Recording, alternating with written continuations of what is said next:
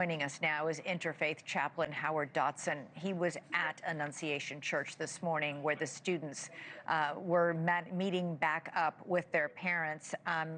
It's really great to have you here. You got to the school around 9:15 in the morning, so just, less than an hour after the shooting. What did you see? What did you hear? It was really hard to see the tears of the moms, worrying, not knowing if their kid was in the hospital or if they were going to be reunited. And we took out art supplies and made art circles for the kids so they could have something to do to process their feelings, and mom could have a moment to process herself.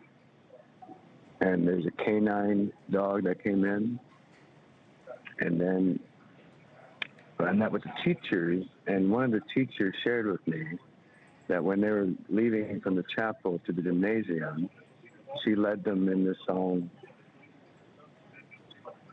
Sorry. Led us in this song.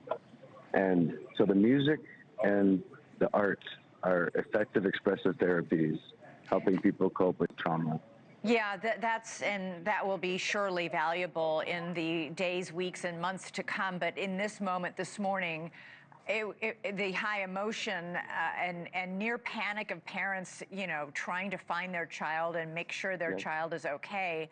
I can't even who was more upset and more worried, the parents or the kids? Yeah, the kids are in shock, but the moms are in tears. Yeah. And the relief when they're reunited. And I told the kids, God's hedge of protection is over you. God is protecting your heart and mind. God is a great physician, and he's with your classmates right now who are being treated at the hospital. How are these kids going to process what they witnessed, what they experienced? Part of it is your brain protects yourself, and you take it in doses because you can't process it all at once. But the acute stress disorder is for the first 3 months. And you get the coping skills so they don't have PTSD in 3 months. So we have grief counseling resources in St. Paul and Eden Prairie. And I told the teachers, when you bring the kids back together, sing the same song they sang. So music and art are accessible tools in a time of trauma recovery. And what did you say to the parents, especially the moms who were crying and in tears? How did you calm them? I hugged them. A lot of hugs. That that non-anxious presence, that it's going to be okay. And I told the moms that you're going to have crime victim reparations when your kids go to therapy. The crime victim reparation is going to pay for your kids' therapy. I don't know if you've heard the news that the FBI is investigating this shooting as an act of domestic terrorism and a hate crime targeting Catholics. That is what the FBI Director Kash Patel is saying. We did not get confirmation of this from the police chief of Minneapolis, but to have the FBI Director say that Catholics were targeted today, what does that mean to you?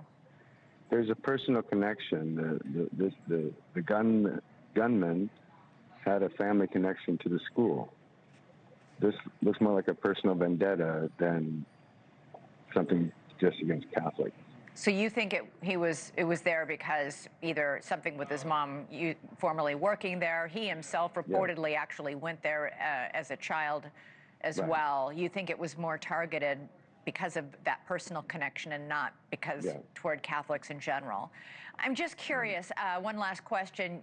You say that chaplains like yourself offering comfort in traumatic times like these can be, I think you called it psychological first aid.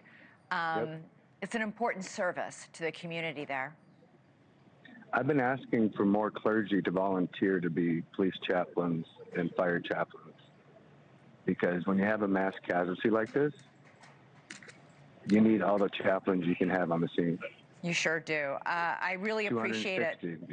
Yeah, I appreciate it. Howard Dotson, thank you so much. I really appreciate it. And thank you for jumping into action and providing comfort where you could this morning in a time of great trauma. Thank you for watching. Subscribe below and download our NewsNation app right now on your phone, and you will get fact-based, unbiased news for all Americans.